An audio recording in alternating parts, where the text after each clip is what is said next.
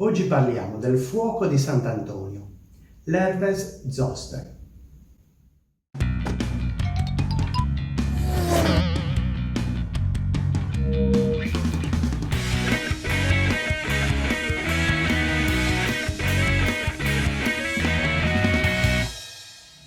L'herpes zoster, conosciuto anche come fuoco di Sant'Antonio, è una malattia causata dal virus della varicella.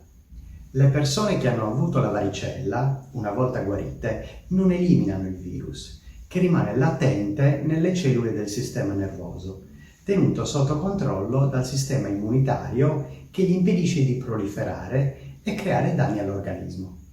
Ma quando si verifica un abbassamento delle difese immunitarie, il virus inizia a replicarsi e attraverso i nervi raggiunge anche la pelle, dando origine al fuoco di Sant'Antonio. Come si fa? Come si fa? Si fa. Purtroppo succede. È una malattia che si può manifestare in tutto il corpo, ma si manifesta più frequentemente sul torace. Si manifesta inizialmente con prurito e dolore localizzati in corrispondenza del territorio del nervo. Il dolore può essere lieve, ma solitamente molto intenso, descritto come urente, bruciante. Per questo si chiama fuoco di Sant'Antonio. Vabbè, per questo si chiama fuoco, ma Sant'Antonio cosa c'entra? Non lo so, su questo mi trovo impreparato. Forse chi ha molto dolore invoca Sant'Antonio perché glielo faccia passare. Sant'Antonio al deserto si stirava i pantaloni, Satanas per dispetto li freghette li bottone, Sant'Antonio se ne frega, culo spaga se le lega, Sant'Antonio, lui nemico dello demonio. Sì, una cosa del genere. Il dolore è sia spontaneo sia provocato dal contatto, ad esempio con i vestiti. Dopo alcuni giorni compaiono delle vescicole che pian piano si seccano e diventano delle croste. Dopo 2-4 settimane le eruzioni cutanee spariscono.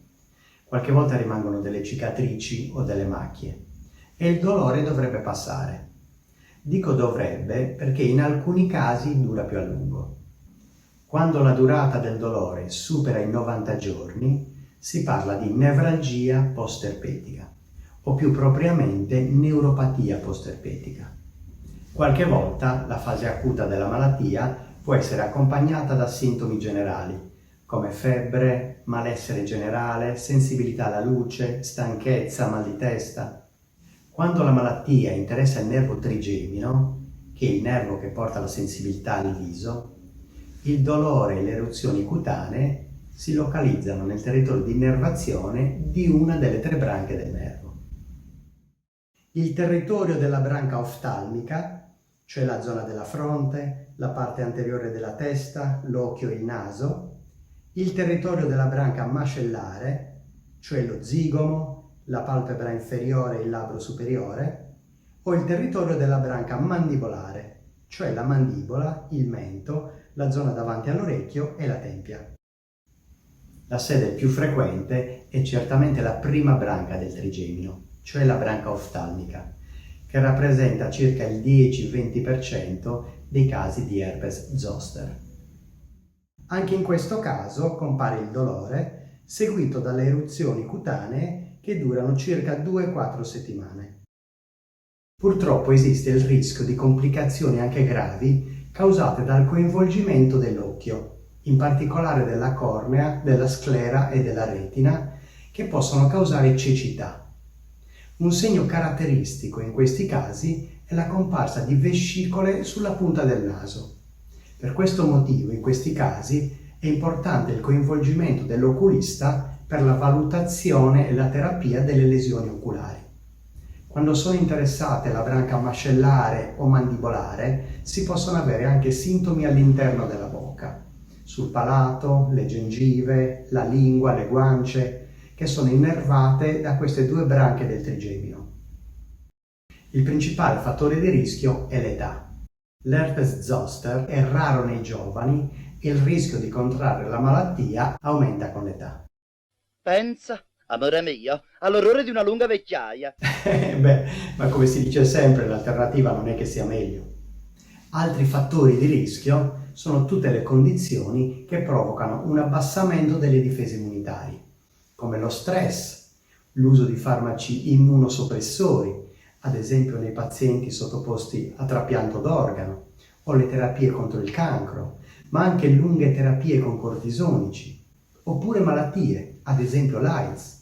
Quando si abbassano le difese immunitarie, il virus che è latente nelle cellule del sistema nervoso riesce a replicarsi e a provocare la malattia. La diagnosi è solitamente clinica, perché la manifestazione dei sintomi è in genere chiaramente riconducibile all'herpes zoster. Può essere più difficile nella prima fase, quando le manifestazioni cutanee non sono ancora comparse, ma una volta che le vescicole sono evidenti, la diagnosi è più facile. Nei casi dubbi si ricorre all'esame del liquido delle vescicole o di altri fluidi corporei per identificare il DNA del virus. La terapia dell'herpes zoster si basa sull'uso di farmaci antivirali che impediscono la replicazione del virus, possibilmente entro 72 ore dalla comparsa delle vescicole. Si associano farmaci che servono a ridurre il dolore, comuni analgesici come il paracetamolo, antinfiammatori non steroidei, antinfiammatori cortisonici, qualche volta possono essere necessari anche farmaci analgesici opioidi o farmaci che agiscono sul sistema nervoso. Purtroppo in circa il 20% dei casi l'herpes zoster si trasforma in nevralgia post-erpetica, con dolore anche molto intenso che si protrae oltre i 90 giorni. È un dolore che non risponde facilmente alle terapie. Si usano farmaci che agiscono sul sistema nervoso, come il gabapentin, il pregabalin. Ma siete scemi. Si usano anche antidepressivi triciclici e farmaci analgesici opioidi. Tuttavia, spesso le terapie devono essere interrotte per la comparsa di effetti collaterali fastidiosi.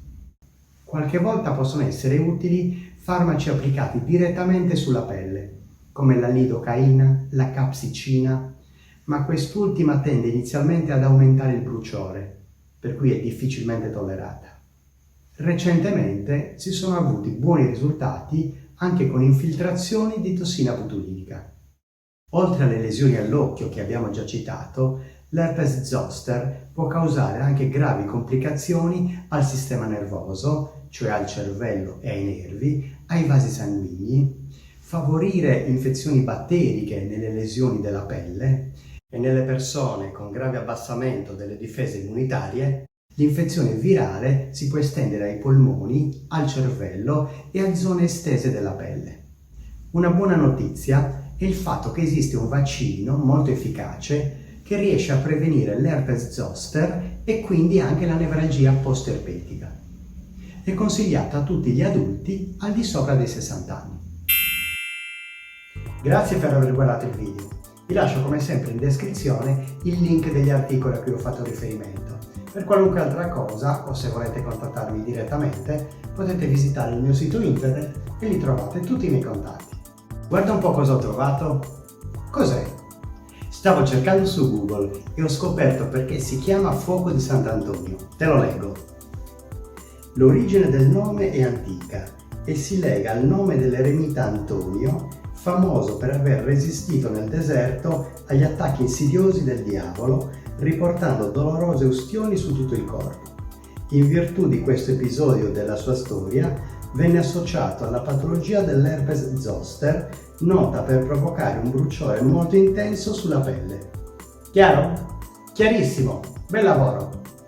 Ciao a tutti, alla prossima!